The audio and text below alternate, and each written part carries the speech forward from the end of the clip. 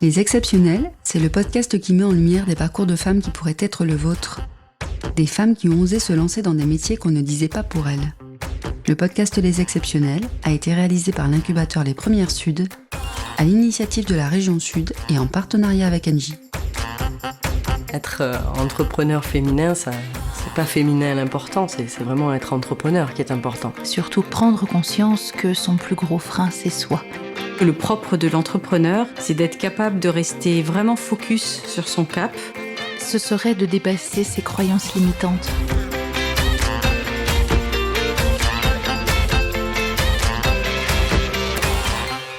Il y a 15 jours, vous découvriez le parcours de Corinne avant qu'elle ne devienne PDG du groupe Dego Metal. À la disparition de son mari, Corinne ne s'imagine pas capable de gérer seule les entreprises. Elle envisage alors la cession des activités. Pourtant, 40 ans plus tard, elle est toujours et plus que jamais aux commandes.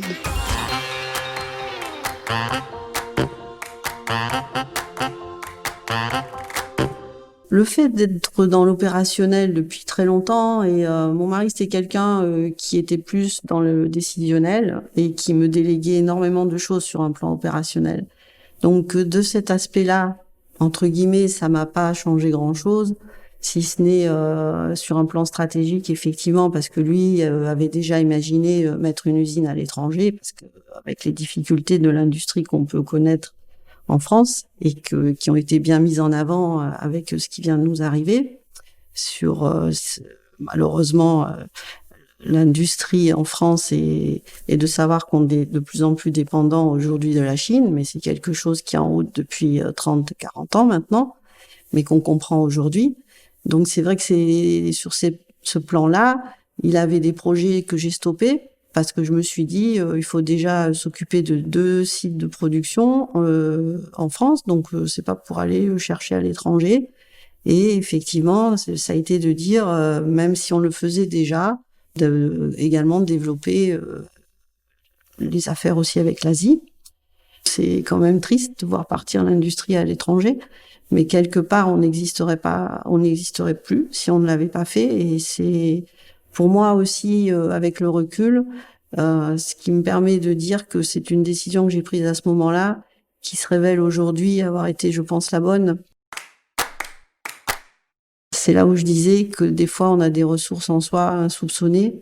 Et il y a ce côté qui me caractérise. Et alors, est-ce que c'est quelque chose qui est propre aux femmes? Je ne sais pas. En tout cas, je pense que moi, j'ai un côté quand même très intuitif. D'une façon générale, avec les années maintenant, j'ai beaucoup appris à faire confiance à mon intuition. Alors, je dis pas que je vais avoir raison tout le temps ou à 100%, mais ça se révèle souvent exact. Et je pense qu'une femme est plus sensible peut-être à ça qu'un homme, qui est peut-être un peu plus factuel.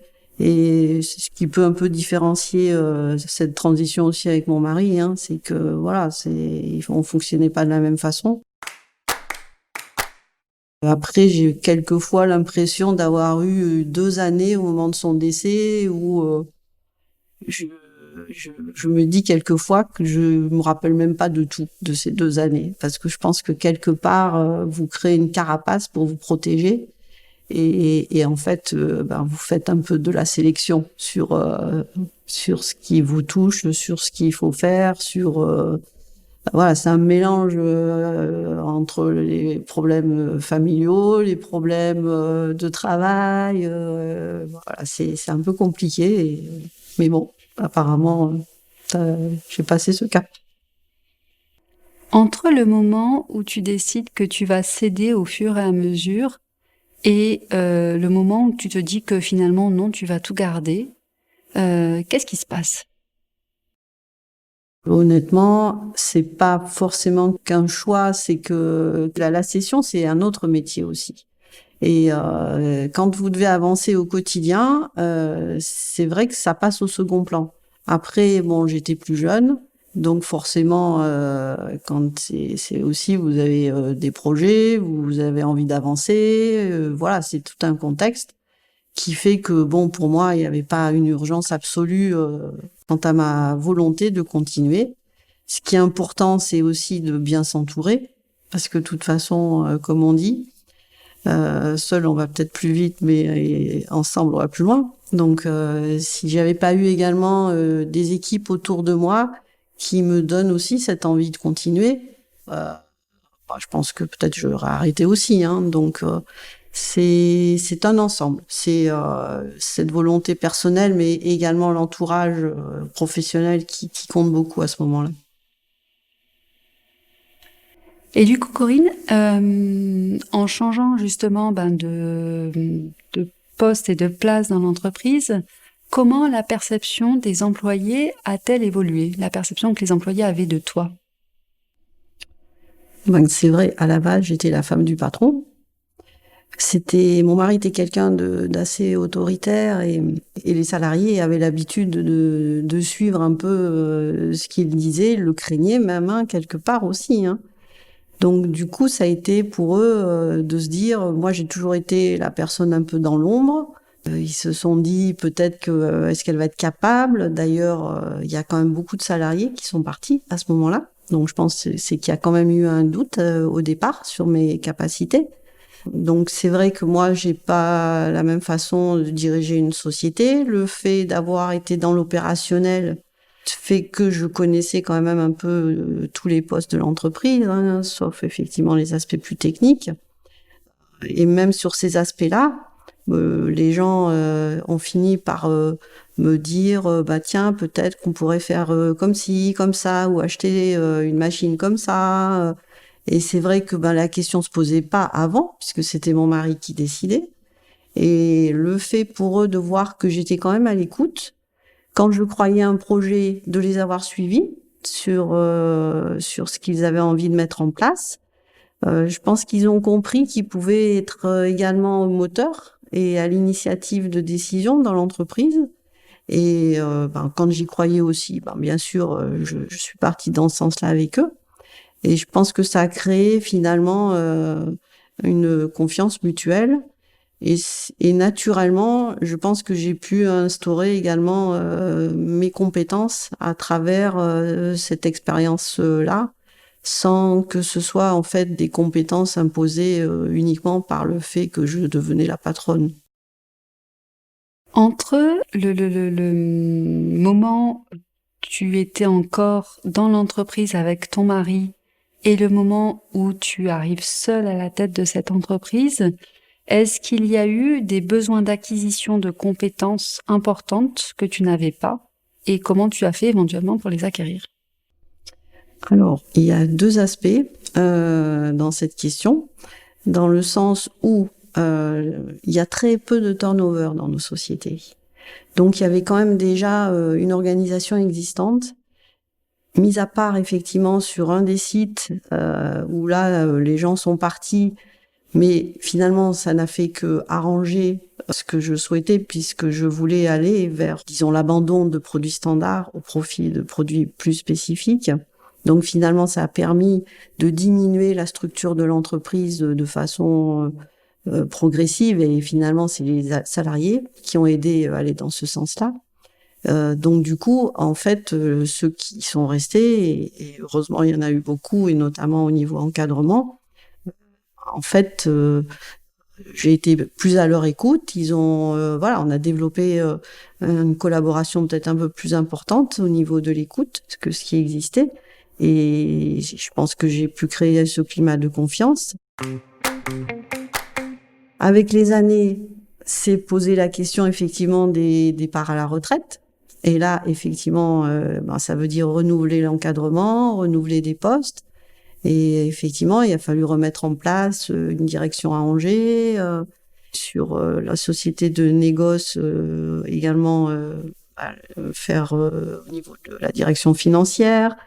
Voilà, mais c'est vrai que j'ai eu la chance à chaque fois de tomber quand même sur des gens avec lesquels je me suis plutôt bien entendue, donc qui ont pu faire un bout de chemin avec moi aussi. Et dans le milieu industriel, est-ce que le fait justement d'être une femme à la tête d'un groupe industriel, c'est rare et est-ce que c'est difficile? Alors c'est vrai que moi je le mesure à travers certaines conventions dans nos métiers ou certains salons. Effectivement, ça change, mais il y a quand même beaucoup d'hommes. Je dirais que par rapport à certains clients, là où peut-être si j'étais un homme, on m'aurait peut-être fermé la porte beaucoup plus vite, bah les gens là osent moins. Et finalement, je pense qu'au niveau relationnel, ils seront peut-être un peu plus à votre écoute. Après, j'ai entendu tout, hein, des propos des fois pas très sympas, mais je crois une fois encore que il faut, même en tant que femme, il faut s'imposer plus par ses compétences. Moi, je ne crois pas au fait de dire égalité homme-femme, il faut qu'il y ait autant d'hommes, autant de femmes. Je veux dire, les femmes, il ne faut pas qu'elles n'aient peur de s'imposer de par leurs compétences. Alors certes, moi, j'ai eu cette aide à travers ce parcours qui est particulier, donc ça doit être peut-être plus difficile dans d'autres entreprises. Mais bon, en tout cas, honnêtement, je dirais à 80% de mon expérience, ça n'a pas été un handicap d'être une femme. Alors, au fur et à mesure de la gestion de ces entreprises, puisqu'il y en a plusieurs, tu as mis en place un petit peu des nouvelles mesures, des nouvelles façons de fonctionner, notamment sur la partie un peu bien-être au travail. Pourquoi avoir décidé de prendre cette orientation au niveau, par exemple, de la gestion des ressources humaines de l'entreprise? Parce que justement, comme je disais, une entreprise, c'est quand même un travail d'équipe. Et un salarié sans patron, il ne fera rien, mais un patron sans salarié ne fait rien non plus. Moi, je suis la première à préférer travailler dans une bonne ambiance, et je pense que les salariés, c'est ce qu'ils préfèrent aussi. Pendant des années, j'ai l'impression que les gens étaient devenus un peu des numéros dans les sociétés, et voilà, c'est pas ma façon de voir les choses. Après, ça n'empêche que des fois, les gens ne jouent pas le jeu, hein, donc quand ils ne jouent pas le jeu, il faut savoir être aussi répréhensible. Mais en tout cas, chez nous, le fait d'avoir mis en place notamment la RSE, et donc on a créé un poste à ce niveau-là dans l'entreprise, hein, qui est un peu un poste transversal dans l'organisation. Ça permet d'apporter des petites choses pour que les salariés soient considérés. Ouais, et de développer également cette cohésion, cet esprit d'équipe. Parce que pour moi, les gens viendront plus facilement travailler, donneront plus d'eux-mêmes s'ils sont bien là où ils travaillent. Alors, est-ce que ça a été un avantage d'avoir une entreprise en région sud? Alors, historiquement, elles étaient déjà situées là, donc on n'a pas cherché à changer. Mais au niveau de la fabrication, l'avantage, c'est également notre proximité par rapport à l'Italie. Alors, sur la région sud, c'est vrai que nous, on est dans un métier qui est la frappe à froid. Donc, en France, vous devez avoir une dizaine de frappeurs encore. Et malheureusement, la sous-traitance autour de ces métiers s'est éteinte un peu au fil des années. Il reste quelques acteurs, bien sûr, en France, mais à des coûts qui sont quand même très importants. Et c'est vrai que du coup, en Italie, le tissu industriel, qui est à la base beaucoup plus familial, a fait que les métiers autour de la frappe sont restés beaucoup plus présents. Et c'est vrai que la proximité pour nous avec l'Italie aujourd'hui est quand même un point très important, puisque finalement on a dû délocaliser de la sous-traitance qui était en France en Italie. Et est-ce qu'il y a eu des aides de la région pour soutenir l'activité de GoMétal? À l'heure actuelle, c'est vrai qu'on a intégré le parcours Sud Industrie 4.0. Justement, c'est quelque chose qui a été initié par la région PACA pour aider notamment les petites entreprises comme nous à aller vers l'industrie du futur. Et donc, on a commencé à intégrer ce parcours avec un diagnostic à la base sur la partie RH et la partie industrielle, sachant que derrière, par rapport à ce que l'on peut être amené à mettre en place, la région est prête à soutenir les entreprises sous le biais de subventions à hauteur de 50 voire 70%, puisque Carros fait partie des territoires industrie. Donc c'est quand même quelque chose d'assez important qui fait que c'est également l'une des raisons pour lesquelles j'ai intégré ce parcours pour espérer d'avoir effectivement un soutien un peu plus important dans notre développement. Parce que c'est vrai que pour nous, petite structure indépendante, c'est très compliqué de se développer aussi avec nos seuls moyens et nos seuls fonds propres. Et les prochains challenges, justement, parler justement de parcours 4.0 en termes d'innovation technologique ou voilà, de prochains challenges que vous pourriez avoir à gérer, quels sont-ils en fait? Quels sont les enjeux? Nous avons en fait deux axes de développement. Il y a la partie industrie où là, effectivement, on est en train de former quelqu'un, puisqu'en fait, les métiers technico-commerciaux, c'est des métiers aussi qui sont difficiles à trouver aujourd'hui. Donc, c'est vrai que du coup, on a formé quelqu'un qu'on prend directement en alternance et que quand ça peut bien se passer, on embauche derrière pour justement essayer de développer la partie industrie en France. Donc, à voir également par rapport à ce parcours avec Sud Industrie, ce qui va ressortir du diagnostic et ce qu'on peut faire pour aller dans ce sens. Et sur la partie de Gometal, qui est plus une partie spécialisée dans la distribution, là on est en train de regarder à modifier l'outil informatique et notamment faire de la vente en ligne. Enfin voilà, on va essayer c'est un projet sur du court terme. Je pense qu'avec ce que nous venons de vivre, c'est vrai que ça montre que bon, il y a quand même, les ventes internet sont quand même quelque chose de très important. Et je pense qu'il faut également qu'on y réfléchisse et qu'on devienne acteur aussi à ce niveau-là. D'accord, donc un challenge de digitalisation et un challenge au niveau commercial pour la partie industrie, dans ce cas-là. Exact. Alors, ce podcast s'adresse à des personnes qui se sont soit lancées dans l'entrepreneuriat ou qui aspireraient à se lancer dans l'entrepreneuriat, notamment à des femmes. Est-ce que tu pourrais nous dire ce qui a été important pour construire ton parcours professionnel et éventuellement ce que tu aurais fait différemment? Déjà, je pense qu'il faut avoir un caractère un peu trempé, parce que c'est pas un long fleuve tranquille. Il y a quand même constamment des obstacles, on vient encore de le vivre, et c'est vrai qu'il faut savoir rebondir tout le temps. Et voilà, ça je pense que c'est une force de caractère que chaque individu doit trouver en lui. Enfin, c'est quelque chose de très important au niveau du caractère, cette capacité à absorber le stress aussi. Après, l'adaptabilité, tout ça sont des points qui m'ont en tout cas moi aidé. Cette humilité constante, à savoir être aussi à l'écoute de ce qui se passe ailleurs et de ce que les autres vous disent. Bien sûr, après, comme je le dis souvent, au final, c'est moi qui vais décider. Mais voilà, j'aime bien travailler avec des équipes. Donc voilà, savoir s'entourer est important et pouvoir compter sur les gens au même titre que eux doivent pouvoir compter sur vous. Et avec le recul, difficulté, pour ma part, ça a été plus des contraintes liées à la succession de mon mari, des problèmes un peu plus familiaux. Mais voilà, ça je je pense que toute personne a également à faire face à des contraintes et des difficultés personnelles.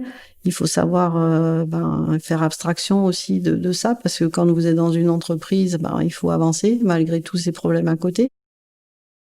Ça, c'est les conseils que tu donnes pour celles qui se sont lancées et peut-être des attitudes à avoir qui aident à réussir. Mais pour celles qui voudraient se lancer, est-ce que tu aurais des conseils? Allez-y. Ne pas avoir peur. C'est sûr, ça va pas être simple. Il faut le savoir à l'avance. Mais il faut pas... Enfin, moi, je suis bien placée pour savoir que je n'avais rien à la base pour arriver là où je suis aujourd'hui. Et que, à force de volonté, tout est possible. Il faut pas douter de soi. parce qu'en quelque part, alors je pense que les femmes sont quand même un peu intuitives, donc moi je fais beaucoup confiance à mon intuition. Et je pense que voilà, même si les personnes sont dans le doute, si elles ont une petite flamme qui éclaire dans leur petite tête à un endroit, eh ben c'est le signe qu'il faut y aller et ne pas avoir peur. Très bien. Merci beaucoup, Corinne, pour cet échange. Merci à toi. Je pense que voilà, on est ravis d'avoir ce retour d'expérience. Voilà, de nombreuses années aussi passées dans une entreprise à de nombreux postes différents. Donc, je pense que voilà, ça montrera à quel point la persévérance paye aussi à un moment. Et ça saura, je pense, inspirer de nombreuses femmes qui caressent le projet d'entreprendre dans des secteurs qui ne sont pas forcément celui où on attend le plus les femmes. Je les encourage et ma porte sera toujours ouverte également si quelques personnes étaient intéressées à discuter, à communiquer avec moi ou à visiter nos entreprises. Toutes les personnes sont les bienvenues. Merci beaucoup, Corinne. À bientôt. Bientôt.